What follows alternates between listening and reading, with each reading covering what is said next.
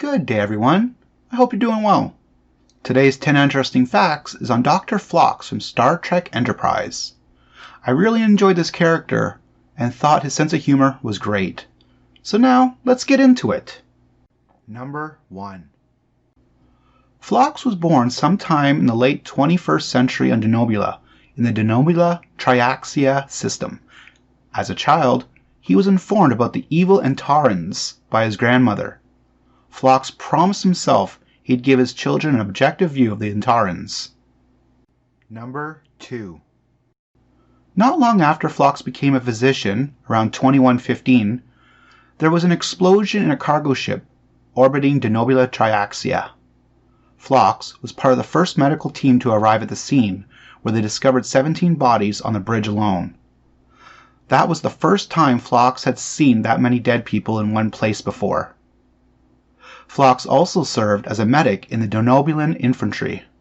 While in the infantry, he learned that battlefields are unpredictable places, even under a flag of truce. During his first 40 years of service as a doctor, he twice had to perform actions that he considered unethical. Number 3. Sometime prior to 2149, Dr. Phlox joined the International Medical Exchange. That year, he attended an IME conference on Tabarion, where he briefly met a member of the Mazarite delegation. Years later, he found out that it was actually Dr. Antek, a Klingon expert in mutagenic research, who was impressed by his work on a viral propaganda. By 2151, Phlox was working as a doctor at Starfleet Medical in San Francisco. Number 4. During his 6-month station at Starfleet Medical, he developed a fondness for Chinese food, especially egg drop soup, and was a regular customer at Madame Chang's. Phlox also spent time in Tibet and visited at least one of its monasteries, like his future captain Jonathan Archer. Number 5. Over the course of his career, Phlox obtained dozens scientific degrees, including 6 in interspecies veterinarian medicine, and others in dentistry, hematology, botanical pharmacology, and psychiatry.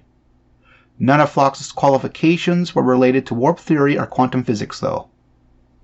Geneticist Eric Soong once confessed that Phlox's reputation in the sciences rivaled that of his own. Number 6.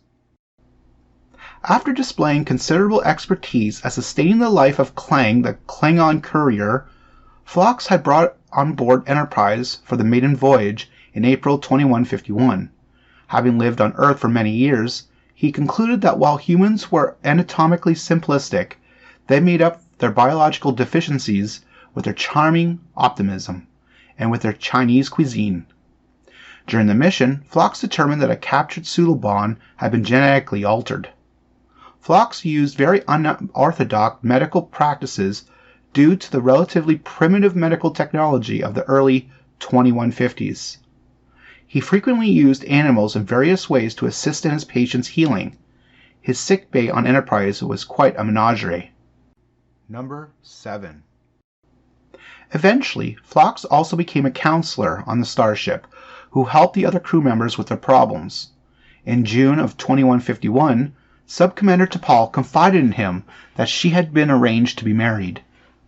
The marriage was causing some concerns for T'Pol, since she would have to leave Starfleet immediately and remain away for at least one Vulcan year. Phlox provided a clue to Malcolm Reed's favorite food for his surprise birthday. He told Hoshi Sato, who was in charge of the arrangements, that Reed had been taking regular injections to counter an allergy of bromelain, a plant enzyme found in pineapple. Sato decided that the cake would be a pineapple one. Number 8. In April 2153, Starfleet permitted Archer to command Enterprise on a mission to find and destroy the weapon in the Delphic Expanse. Although the crew were asked to choose whether to participate in the mission or to leave the ship, Phlox found the decision to stay easy to make. He based his choice on the strong loyalty to Archer and his realization that his medical skills would be needed more than ever. Phlox was present at a ceremony held at Bay Stadium to celebrate Enterprise's return to Earth. He collected some equipment from Enterprise before visiting a bar on Earth with other members of the starship's crew. When a xenophobic human assaulted him there, Phlox expanded his face in an instinctive defensive posture. Number 9.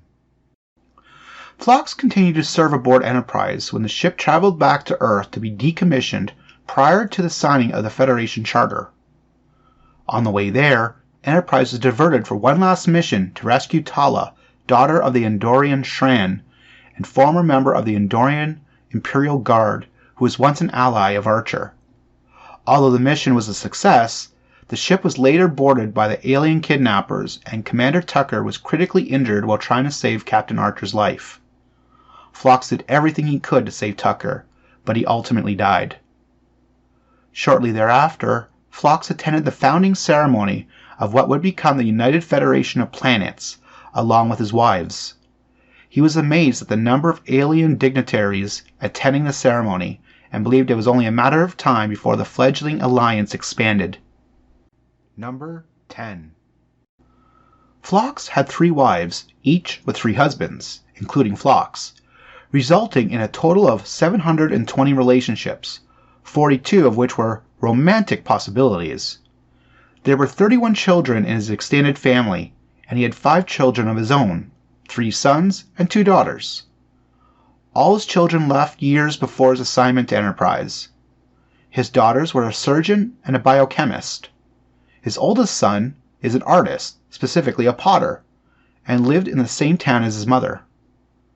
He hadn't spoken to his 2 younger sons, one of whose name is Mattis, in several years, as they never saw eye to eye with Phlox. Mattis held archaic anti-Antaran beliefs, even though Phlox tried to instill in him the ideal to embrace other cultures. I hope you liked this video and enjoyed Dr. Phlox on Enterprise. Let me know what you thought of him in the comments. Consider subscribing to the channel also. Take care and have a great day.